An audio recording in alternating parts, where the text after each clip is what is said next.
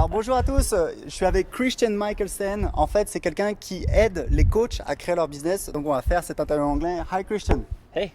Yeah, I wanted to talk about you because I know you're very successful in helping coaches building their business, right?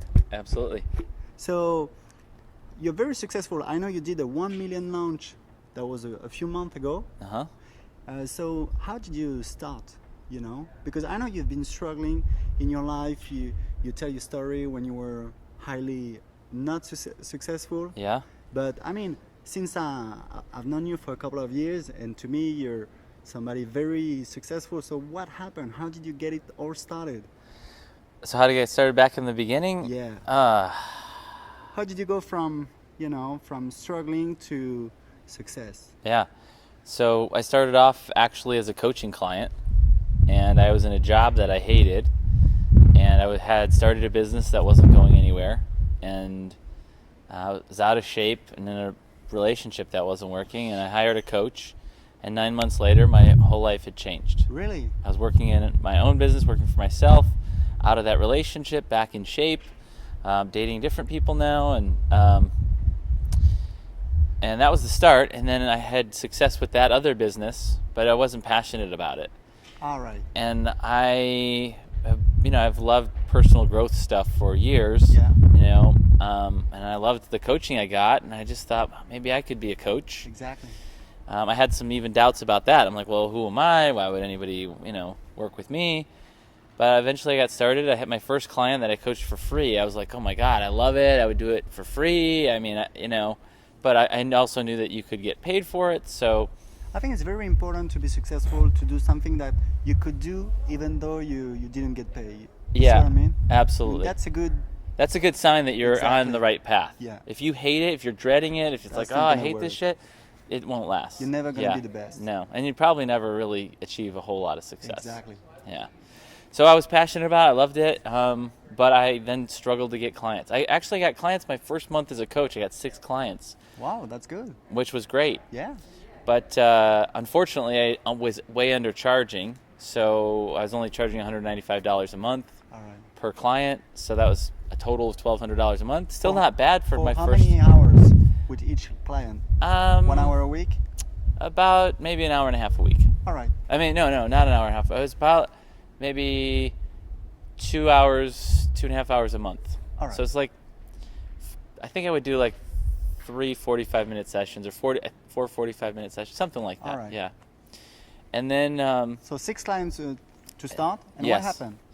Well, that was great, but I actually, in growing my other business, I'd gotten $72,000 in debt. All right. I had maxed out all my credit cards, my home equity loan, and I still had to pay my mortgage payment, my car payment.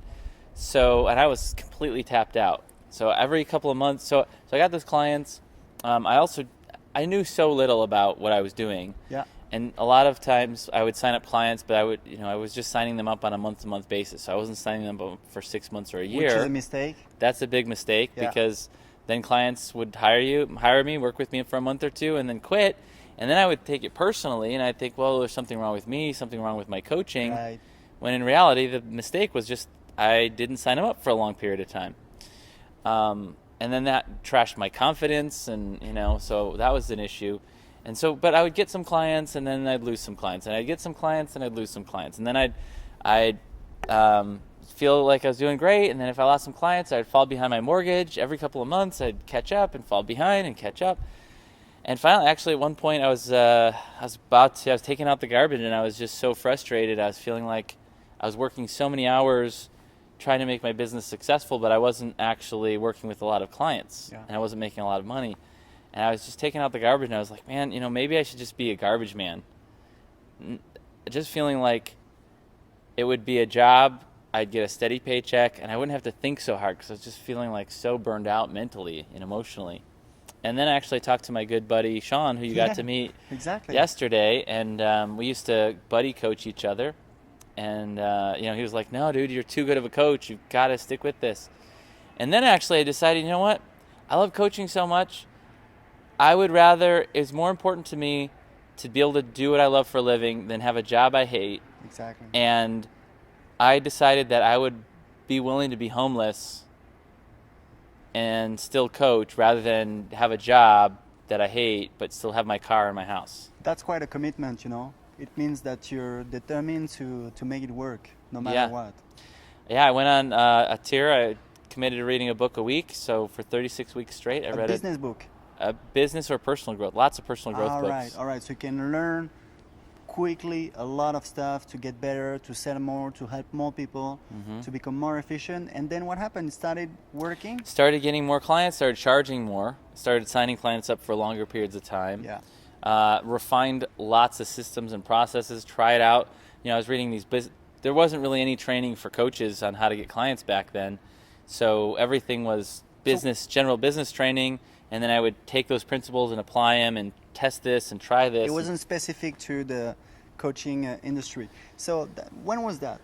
2002? 2001, 2002, 2000, all right. 2002. Yeah, 2001, 2002, 2003. How big did you build your coaching practice, So then I got it, up to maybe I was making, $40,000 or so a year in my coaching business. 45,000. Not super big, but then but successful enough that some coaches started wondering, well, how are you doing that? Or I was charging, at the time felt like such a huge fee, $600 a month, and people were like, oh, well, how did you do that? And so then I had a handful of coaches ask me for my help, and I was able to help 4 out of 5 of the coaches that hired me. All right. I was able to help them get to $100,000 a year in their coaching business within 18 months. So you got your clients getting to 6 figures before you. Yes. Cool. Yeah. I didn't used to tell anybody that I wasn't they didn't know how successful I was. They just knew I was getting clients and stuff. So, but they would, so 4 out of 5 of them got to 6 figures within 18 months. One of them did it within 90 days. That's pretty good. Eventually I got to 6 figures. And then eventually, all the stuff that I figured out and, could share with other people, could help them grow so much faster. So eventually I decided, well, I should just focus on helping coaches. And now, Great. Awesome. So you've been helping coaches building their business since 2002, 2003? No, I probably started helping with other coaches more like 2004, 2005. Probably in 2005. So what are we in now? 2013. But I know that now you keep selling some coaching.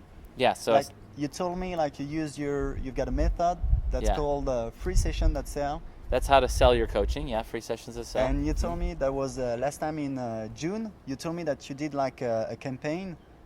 You called 50 people in 1 month and a half. And you sold how much worth of coaching? All right, so I've run 2 campaigns to my list this year to sell coaching. All right.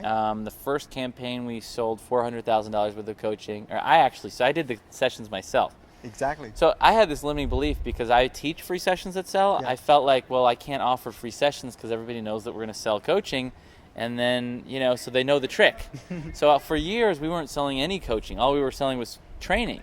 All right. I had a couple clients myself, but for the most part, I was just focused on, selling my training programs to help people. And then earlier this year, then I did one campaign where I was doing free sessions. We sold $400,000 of coaching. Some of that was with me, and a lot of it was with coaches that are on my coaching team. All right. And then we did a second campaign just a couple months ago. I don't know the dollar figure. I don't know the numbers yet for how much we've sold because we're still kind of mid-campaign.